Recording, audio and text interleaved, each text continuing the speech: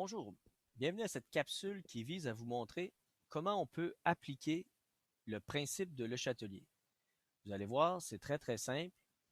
Il s'agit de se rappeler principalement du principe de Le Chatelier et ensuite, vous allez voir, on peut l'appliquer à toutes les situations. Le principe de Le Chatelier dit que lorsqu'on a un système à l'équilibre et que l'on fait subir une perturbation à ce système-là, donc si on fait subir un changement au système, le système va vouloir réagir pour diminuer la perturbation. Donc, il va aller dans le sens inverse de la perturbation ou du changement qu'on a fait subir au système. On voit ici un système qui est à l'équilibre. Dans le cas d'une réaction chimique comme ici, l'équilibre, ce que ça veut dire, c'est qu'on a les deux réactifs ici, A et B, il n'y a plus de changement de concentration et il n'y a plus non plus de changement de concentration dans les deux produits C et D. Donc, il y a encore des A et B qui se transforment en C et D et il y a encore des produits qui deviennent des réactifs, mais il n'y a plus de changement net. C'est ce qu'on appelle un système à l'équilibre. Donc, imaginez que ce système-là, ici, il est à l'équilibre. La première perturbation que l'on va faire subir au système, c'est une augmentation de la concentration du réactif A. Donc, le principe de Le Chatelier dit que si on augmente la concentration en A, le système va vouloir diminuer cette augmentation-là. Il va vouloir s'opposer à cette augmentation-là. Et donc, qu'est-ce que le système ici peut faire? Donc, pour diminuer la concentration en A, le système peut prendre les deux réactifs et former des produits.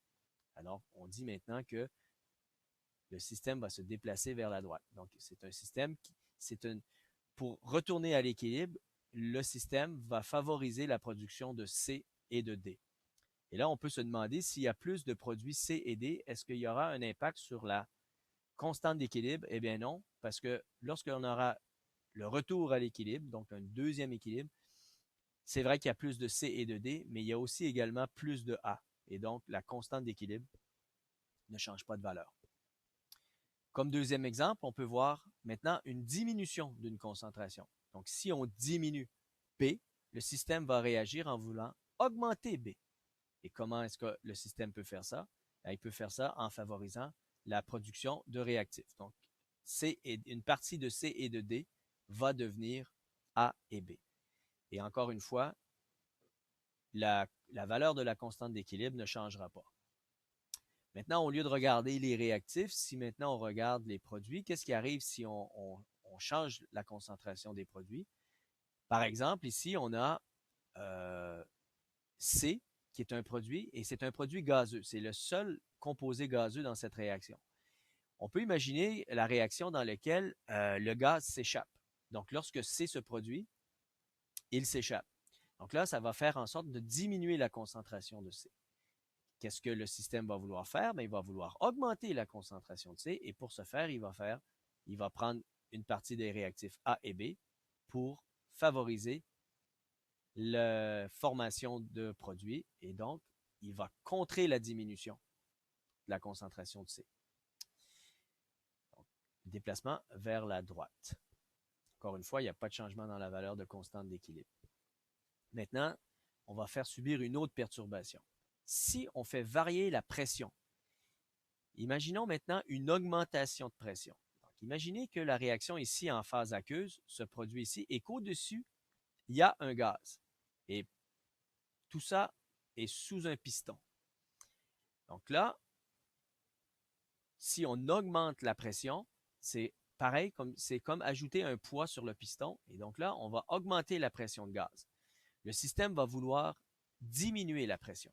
Il va vouloir s'opposer à cette augmentation de pression. Et comment est-ce qu'il peut faire? Bien là, à ce moment-là, ce que l'on fait, c'est qu'on regarde combien de moles de gaz on a de chaque côté de la flèche double. On a ici du côté des réactifs, il n'y a aucun gaz, alors que du côté des produits, il y a C, il y a une mole de gaz. Donc, c'est de ce côté-ci que l'on produit des gaz.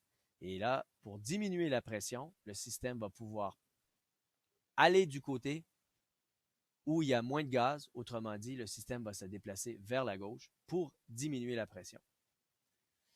Et encore une fois, c'est vrai que lorsque le système se déplace vers la gauche, on forme plus de A et de B, mais comme l'augmentation de pression a aussi augmenté la concentration de C, la constante d'équilibre ne varie pas. Maintenant, un autre changement celui-ci une variation de température. Donc, si on a une augmentation de température dans ce cas-ci, le système, encore une fois, va vouloir s'opposer à cette augmentation de température. Là, dans le cas de la température, il y a une particularité. Il faut savoir si la réaction, elle est exothermique ou endothermique. Dans ce cas-ci, on voit ici l'enthalpie de la réaction avec une valeur négative, ce qui nous indique que c'est une réaction exothermique. Une réaction exothermique, c'est une réaction qui dégage de la chaleur ou qui produit de la chaleur. Donc là, si il y a une augmentation de la température, le système va vouloir réduire cette augmentation de température-là. Autrement dit, le système va vouloir prendre de la chaleur et aller du côté des réactifs pour diminuer la température. Voilà, l'équilibre est déplacé vers la gauche. Si on avait eu une réaction endothermique, ça aurait été l'inverse. Par contre, ce qui est particulier ici avec l'augmentation de la température, c'est que dans ce cas-ci, étant donné que l'on a plus de A et plus de B et moins de C et moins de D, il y aura à ce moment-ci vraiment une variation dans la valeur de la constante d'équilibre. Dans ce cas-ci, il y aura une diminution de la constante d'équilibre. Voilà. Donc, j'espère que ça va vous aider à appliquer le principe de Le Chatelier. Mais encore une fois, le plus important, c'est de se souvenir que peu importe le changement que l'on fait subir au système, le système va vouloir contrer ce changement-là. Si vous voulez d'autres informations complémentaires sur le sujet, je vous conseille le lien ici que vous voyez sous la vidéo. Merci.